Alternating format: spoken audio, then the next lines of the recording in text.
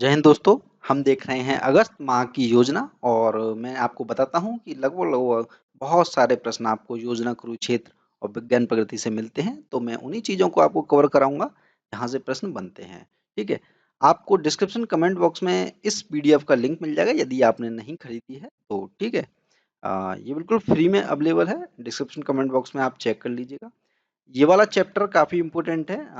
विविध खाद्यान्न, ठीक है, मोटे अनाजों से संबंधित है। मोटे अनाजों से संबंधित मुझे पर्सनली लग रहा है कि आने वाले टाइम में ये बनने वाला है। हो सकता है या तो इस बार बन जाए क्योंकि ये अगस्त माह की है। ठीक है। 15 अगस्त से पहले ही आ गई थी तो इस बार बन सकता है, नहीं तो अगले साल तो बनना ही बनना तय है। और ना भी बने तब भी आपको जानकारी होनी चाहिए, लेकिन मैं आपको पढ़नी ये सारा का सारा चैप्टर है। मैं आपको बता देता हूँ कौन कौन सी चीजें आपको नोट कर लेनी है। ठीक है।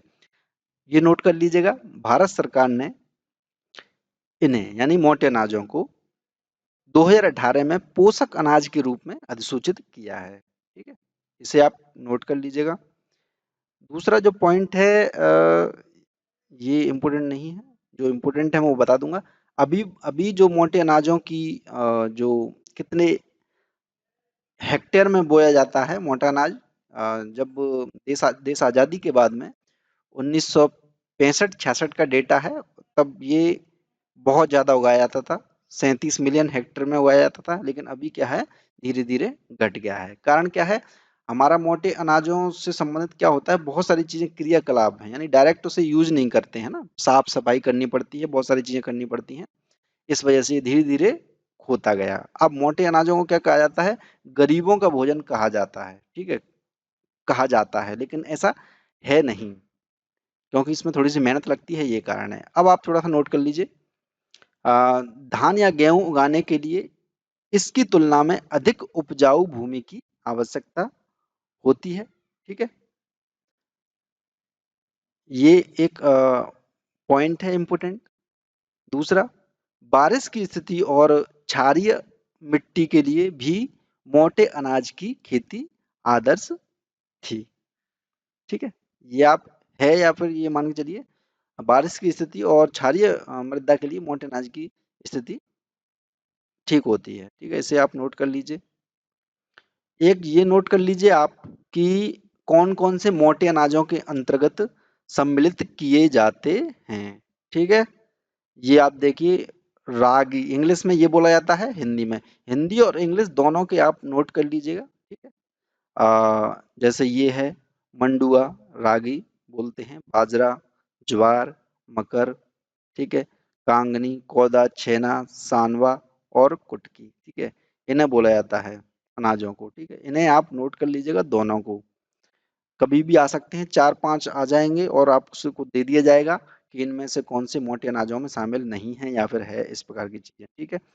एक पॉइंट आपको नोट करना है, ये वास्तव में भारत सरकार के आग्रह पर संयुक्त राष्ट्र के खाद्य और कृषि संगठन FAO बोल देते हैं, ने वर्ष 2023 को अंतर्राष्ट्रीय मोटा अनाज वर्ष के रूप में घोषित करने का प्रस्ताव को मंजूरी दे दी है। स्टेटमेंट बनेंगे ना, 3-4 स्टेटमेंट बनते हैं, उसमें से ये भी बन सकता है, हो सकता है डेट चेंज कर दें या फिर यही रख दें। ठीक है। ये आपको नोट कर लेना है मोटे अनाज से संबंधित। मोटे अनाज ही एकमात्र ऐसी फसल है जो जलवायु परिवर्तन का सामना कर सकती है। ठीक है। इनकी उत्पादकता पर जो है नकारात्मक प्रभाव नहीं पड़ता है। ये पूरा आपको पढ़ना है, लेकिन मैं बता रहा हूँ आपको नोट क्या करना है। ये कहते हैं ना, नोट्स कैसे बनाएं, नोट्स क्या बनाएं।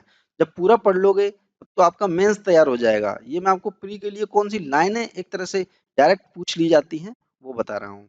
ठीक है। इन्हें बहुत कम पानी की भी आवश्यकता होती है मोटे अनाजों को, बाजरा वगैरह ये सब आप जानते ही हैं। ये आप कर लीजिए, इनकी खेती में कम से कम उर्वरकों और कीटनाशकों का आ, प्रयोग किया जाता है। लेकिन आपको नोट क्या कर लेना है, इसलिए इनमें कम कार्बन फुटप्रिंट होता है।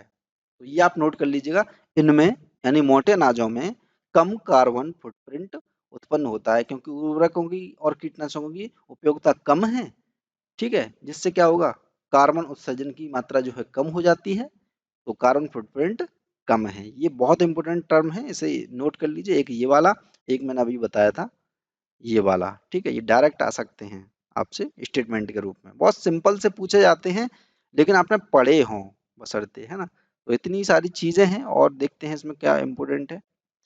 अभी हाल ही में जो वर्तमान में जो आ रहे हैं कुकीज़ नाम से बिस्किट वगैरह कुछ आते हैं, है ना?